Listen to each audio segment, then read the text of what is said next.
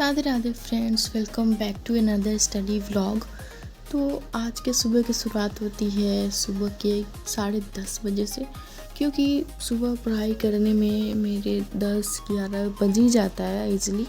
तो मैंने 10:30 से आज अपनी पढ़ाई स्टार्ट की थी।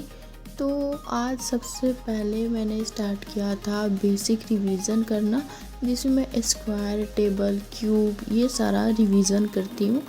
और इससे क्या होता है कि हमें याद होता है और कैलकुलेशन इजी होता है।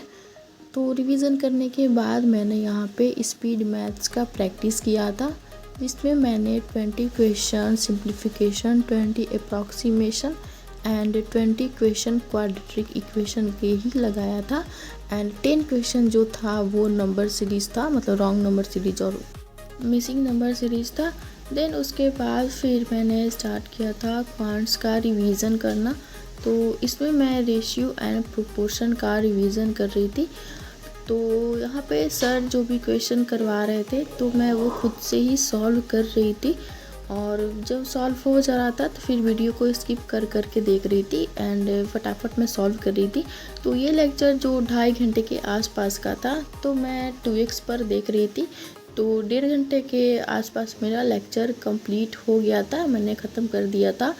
एंड 1-2 क्वेश्चन था जो मुझे नहीं आ रहा था, बाकी सब आ रहा था जो भी करवाया था सर ने। देन उसके बाद मैंने एक सेक्शनल दिया था रीजनिंग का, जिसमें मेरे 21 मार्क्स बने थे एंड मैंने 23 अटेम्प्ट ही करा था, एक गलत हो गया था। क्या होता है कि रीजनिंग में ब्लड रिलेशन और जो सिलोगिज्म होता है और डायरेक्शन डिस्टेंस होता है, ये 3 टॉपिक के क्वेश्चन तो मैं मतलब स्किप ही कर देती हूँ, क्योंकि ब्लड रिलेशन तो मुझे आता ही नहीं है। एंड जो सिलोगिज्म है वो मैं अटेम्प्ट पहले करती थी तो सारे के सारे गलत हो जाते थे, चाहे मैं कितनी भी प्रैक्टिस करूँ सिलोगिज्म गलत ही हो जाते हैं। तो मैं ये 3 टॉपिक स्किप ही कर दे रही हूँ। देन उसके बाद फिर मैंने चाय बनाया, छोटा सा ब्रेक लिया था एंड उसके बाद फिर वापस से रीजनिंग का लेक्चर ले रही थी, मतलब प्रैक्टिस कर रही थी। जो सर ने आरआरबी का पजल्स का प्रैक्टिस करवाया था यूट्यूब पे, तो वही मैं यहाँ पे आज लेक्चर से ही प्रैक्टिस कर रही थी। एंड सर जो क्वेश्चन करवा रहे थे वो मैं पॉज करके सॉल्व कर रही थी। देन उसका मतलब सर का देख रही थी कि सर कैसे सॉल्व कर रहे हैं।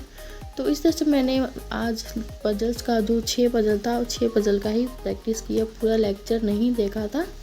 देन उसके बाद फिर मैं बैठी थी यहाँ पे डीआई सॉल्व करने के लिए। तो मतलब जनरली तो मैं चेकलिस्ट से ही सॉल्व करती हूँ, बट आज जो है वो चेकलिस्ट से सॉल्व नहीं कर रही थी।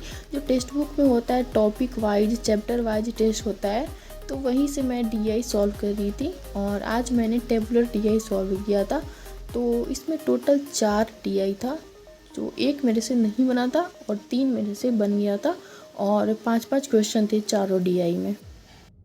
और अगर हम पीडीएफ से सॉल्व करते, मतलब मैं अपना बता रही हूँ कि मैं पीडीएफ से सॉल्व करती हूँ, तो टाइम का मुझे मतलब ध्यान ही नहीं रहता। भले मैं टाइमर सेट कर दूँ, बट टाइमर अपना चलता रहेगा और मैं अपना धीरे धीरे सॉल्व करूँगी।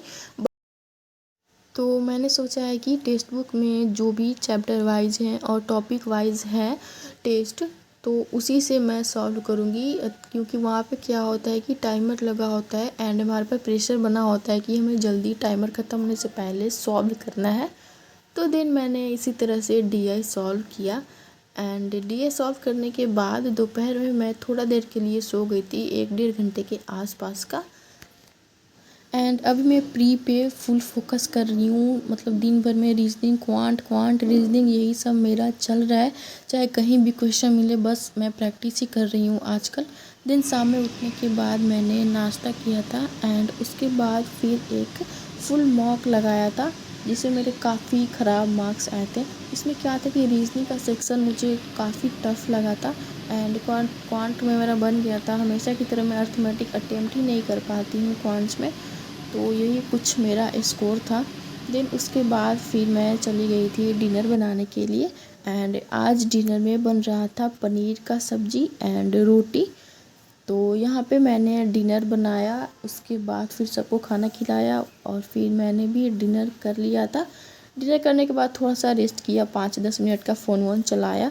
उसके बाद फिर मैं बैठ गई थी मॉक का एनालिसिस करने, जो मॉक मैंने शाम में दिया था फुल लेंथ मॉक। तो यहाँ पे उसी का एनालिसिस कर रही थी कि मेरे से बन रहा है कि नहीं बन रहा है। तो अर्थमेटिक 1-2 क्वेश्चन थे जो ट्राई करने से बन गए थे, बट टाइम लग रहा था और क्वेश्चन नहीं बन पाया था। एंड रीजनिंग का सेक्शन ही मुझे टफ़ लगा था, तो रीजनिंग का भी मैंने सॉल्यूशन देख के उसको समझा कि कैसा क्वेश्चन था। तो यही था मेरा आज का स्टडी व्लॉग। और आप लोग की पढ़ाई कैसी चल रही है आप लोग मुझे कमेंट्स में बताना।